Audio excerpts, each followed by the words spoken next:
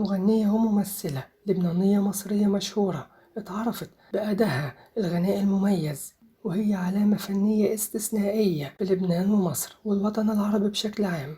ساهمت من بدايتها في نشر الأغنية اللبنانية الأصيلة، واتشهرت بأغانيها الوطنية لمختلف البلاد العربية.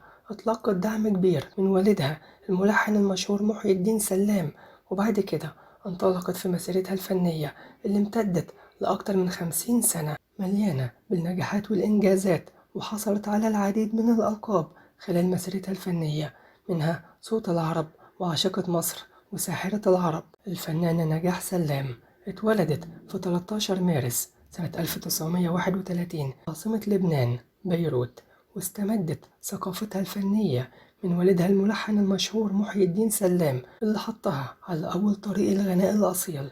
اتجوزت الفنانة نجاح سلام من المخرج والممثل اللبناني محمد سلمان، وأنجبت منه بنتين هما سمر وريم. جوزها توفى سنة 1997. في سنة 1956 أسست مع جوزها محمد سلمان شركة إنتاج أطلقوا عليها اسم سمر فيلم على اسم بنتهم الكبيرة. بعد استقرارها في القاهرة وتقديمها لعدد كبير من الأغاني الوطنية، تم منحها الجنسية المصرية سنة 1974. بدأت الفنانة نجاح سلام مشوارها الفني في الغنى من طفولتها، ده من خلال مشاركتها في الحفلات المدرسية. وبعد نجاحها الفني بدأت تتهافت عليها عروض كتيرة علشان تقدم حفلات على مسارح دمشق وحلب وبغداد. وسنة 1950 سجلت أغنيتها الأولى اللي كانت بعنوان على مسرحك يا دنيا. وبعد كده قدمت أغاني كتيرة. دخلت لعالم السينما سنة 1952 من خلال الفيلم الدرامي على كيفك، اللي جمعها مع كبار الفنانين المصريين زي ليلى فوزي وتحية كاريوكا ومحسن سرحان وغيرهم.